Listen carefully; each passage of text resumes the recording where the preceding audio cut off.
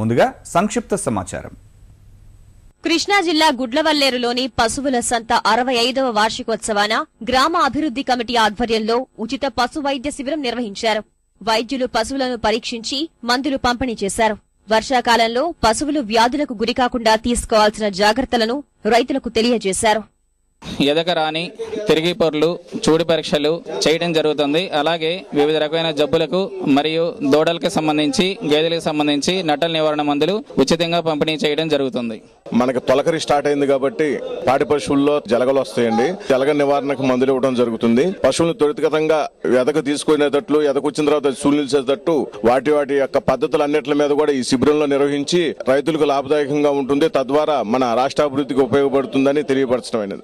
ఉచిత వైద్య శిబిరం, మందుల పంపిణీపై సంతృప్తి వ్యక్తం చేసిన రైతులు తరచూ ఇలాంటి కార్యక్రమాలు అన్ని గ్రామాల్లో నిర్వహించాలని కోరారు. ఎదరావడానికి మామూలుగా మిల్లరం ఇచ్చి చేసి దానాలో కలిపి వైద్యం అది అనుకూలంగా చేయించుకుంటే దానివల్ల ఉపయోగం పడుతుంది. గర్భసంచిలో తేడా ఉన్న వాటికి పోషక పదార్థాలు ఏ విటమిన్లో పైన దాన్ని చేయగలుగుతారు. డాక్టర్ కూడా బాగా చూస్తున్నాడు, చంద్రుడు బాగుంది. మేము అడిగిన సలహా కూడా బాగా చెప్తున్నాడండి ఆయన. మబ్బులు చూసి ముంత ఒలకబోసుకున్నట్లయింది కృష్ణా జిల్లా రైతుల పరిస్థితి. తొలకరి జోరుతో సాగు చేసిన అన్నదాతలు నేడు వర్షాల కోసం పొలాల్లో పడిగాపులు కాస్తున్నారు. నీరు లేక చనిపోతున్న నాట్లను చూసి బోరుమంటున్నారు. నిర్జీవమవుతున్న నాట్లను వదిలేయలేక ఆర్థికంగా భారమవుతున్న డీజిల్ ఇంజన్లతో బతికించేందుకు నానా తంటాలు పడుతున్నారు. ఆగస్టు సగం గడిచినా కనీస స్థాయిలోనూ పంటలు సాగు కాక ఆవేదన చెందుతున్నారు. మునుపెన్నడూ లేని వర్షాభావ పరిస్థితులతో కొట్టుమిట్టాడుతున్నారు.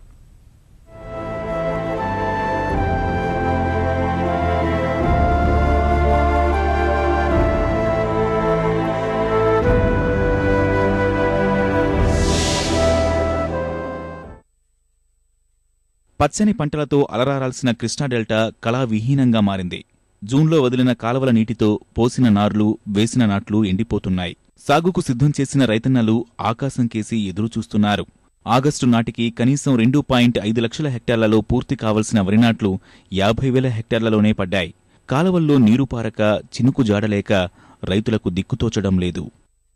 పరిస్థితి మేము ఎకరానికి వచ్చి 25,000 దాదాపు అయిపోయాం సార్. ఇప్పుడు కూలోళ్ళ రేట్లు కూడా బాగా పెరిగిపోయినాయి. బోర్లు కూడా 25 అడుగులు 30 అడుగులు తీసినా గానీ 10,000 ఖర్చు పెట్టినా గానీ నీళ్లు సెట్ అవుతలేదు సార్. ఉప్పు నీళ్ళు మూలాన్ని వేసిన ఆకమళ్ళు కూడా పోతున్నాయి. నీళ్ళు ఇస్తానన్నారు కాబట్టి మేము వేసాం సార్. అది ఆ ఉన్న నీళ్ళు కూడా ఇవ్వలేదు సార్. తాగడానికి కూడా ఇబ్బందిగా ఉంది మాకు.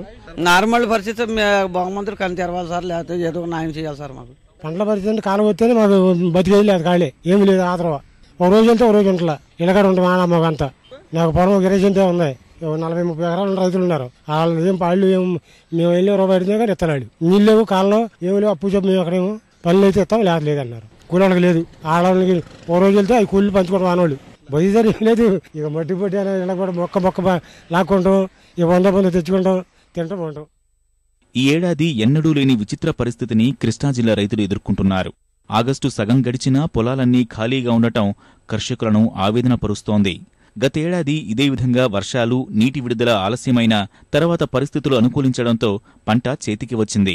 ఈసారి అలాంటి వాతావరణం లేదు. శ్రీశైలం, సాగర్ జలాశయాల్లో నీరు అడుగంటిపోవడానికి తోడు ఎగువన ఉన్న కర్ణాటకలోనూ ప్రాజెక్టులు ఒట్టిపోవడం కృష్ణా డెల్టాపై ప్రభావాన్ని చూపుతోంది. అసలే సాగు ముందుకు సాగక సతమతమవుతున్న రైతులు పెట్టిన పెట్టుబడులు మట్టిపాలై ఆందోళన చెందుతున్నారు. మాకు నీళ్ళు పంటలో నీళ్ళు రాలేవు సార్. మళ్ళీ పోసి మళ్ళీ చచ్చిపోతున్నాయి సార్ నీళ్లు. మాకు ఇదే ఆధారం అండి. మాకు రెండో పంట ఏం పండదు, ఇంకా నీళ్ళేమి లేవు. ఆకుమల్లేమో పెట్టుబడి పెట్టి కూర్చున్నాం, మళ్ళీ చచ్చిపోతున్నాయి. మళ్ళీ నీళ్ళు వద్దని పంటలు అండి. పెట్టామండి ఎకరానికి 2,000 పైగా పెట్టామండి. ప్రస్తుతానికి 3,000 దాకా పెట్టామండి పెట్టుబడి. మరి ఎకరం 10 ఎకరాలను పెట్టుబడి ఎక్కువ పెట్టాము. ఏం చేయాలి, నీళ్ళు వెళ్తే వాళ్ళు ఊడ్చుకుంటే, లేకపోతే మేము మొత్తం అప్పుల పాలేనండి. వర్షాలు పడేటప్పటికి పడుతున్నాయి కదా, వాటర్ అందొద్దులే అని చెప్పేసి నార్మల్ అయిపోసుకున్నాం. ఇప్పుడు కాలువలు రావట్లేదు, వర్షం లేదు. కాలువలు ఏమైనా వదలగలిగితే మేము అదంతా నార్మల్ ఊడ్చుకుని సేలు పండించుకోగలుగుతాం. లేకపోతే అప్పులు పోలేదు సార్. మనకి రుణాలు కూడా మామూలుగా జూన్ నెలలోనే ఇస్తారు. ఇన్సూరెన్స్ కూడా జూన్ నెలలో కట్టిన వాళ్ళు తీసుకునే వాళ్ళకి ఇన్సూరెన్స్ ఇస్తున్నారు. నార్మల్కి ఎకరానికి ప్యాకెట్ కొంటుంటే 1,500 రూపాయలు అవుతుంది. మరి పిండి అనగా ఇవన్నీ దుక్కులు దున్నించుకున్నాము. 4,000 రూపాయలు ఎటు దుక్కులు దున్నిచ్చాము. ఇంతవరకు వాటర్ వదలకోకుండా ఇదిగో అదిగో అని చెప్తుంటే మేము వాటర్ వదులుతారో వదలలేదో తెలియట్లేదు. బోర్లు, ఇంజన్ల కింద సాగు చేసిన రైతులు అవస్థలు పడుతున్నారు. ఎండిపోతున్న వరినాట్లను కాపాడుకునేందుకు భగీరథ ప్రయత్నం చేస్తున్నారు. పెనమలూరు, పామర్రు, పెడన, మచిలీపట్నం నియోజకవర్గాల పరిధిలోని రైతులంతా నీటి కోసం నానా యాతన పడుతున్నారు. ఆయిల్ ఇంజిన్తో వ్యవసాయం చేస్తున్నాను. నాకు ఖర్చు చాలా అవుతుందండి. మాకు ఈ ఆయిల్ ఇంజిన్ వల్ల ఎకరానికి 2 కాడికి 3 ఎకరాలకి 6,000 ఖర్చు అవుతుందండి. ఈ రకంగా ప్రతి వారం ఖర్చు పెడితే చాలా ఖర్చు అయిపోయి రైతులకి అప్పుల భారంలో ఉబ్బులో కూరుకుపోతున్నారండి.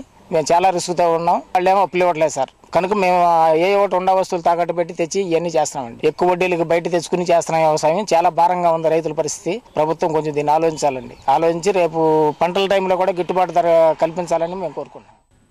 సాగర్ నుంచి 33 టీఎంసీల నీరు విడుదల చేయాలని జలవనరుల శాఖ తెలంగాణ ప్రభుత్వాన్ని కోరింది. అయితే సాగర్ జలాశయం అడుగంటడంతో నీరు విడుదల కాని పరిస్థితి. పంటల్ని బతికించుకునేందుకు డీజిల్ ఇంజన్లను వాడుతున్న రైతులకు ఖర్చు తడిసి మోపిడవుతోంది. కనీసం రాయితీపై డీజిల్ సరఫరా చేస్తే కొంతైనా ఒడ్డున పడతామని రైతులు కోరుతున్నారు. దుబ్బు శాతం వచ్చే ఇది లేదండి. నీళ్లు లేకపోతే దుబ్బు చేయదండి. దిగుబడి తగ్గిపోతుంది. దాని ప్రకారం దిగుబడి తగ్గిపోతే మరి రైతుకి చాలా నష్టం వస్తుందండి. ఖర్చు అవుతుందండి. ఆదాయం కొద్దిగానే వస్తుంది. సరే మోటార్ ఉండే వాళ్ళు మరి 7 గంటలు కరెంట్ ఇస్తున్నారండి. మరి వాళ్ళకి ఎట్లా కొట్ట ఇది అవుతుంది. మరి మోటార్ లేదు, డీజిల్ పెట్టుకుంటున్నామండి.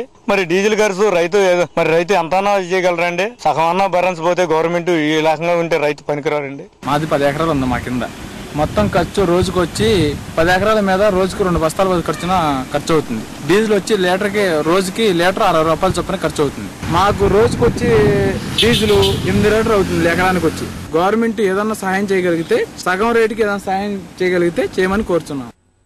ఆగస్టులో నాట్లు పడితే పంట త్వరగా కోతకు వస్తుంది. తద్వారా డిసెంబర్, జనవరి నెలల్లో వచ్చే తుపానులతో ఇబ్బందులు ఉండవు. కాని తామొకటి తలిస్తే దైవమొకటి తలిచిందన్నట్లుగా రైతుల అంచనాలు తలక్రిందులయ్యాయి.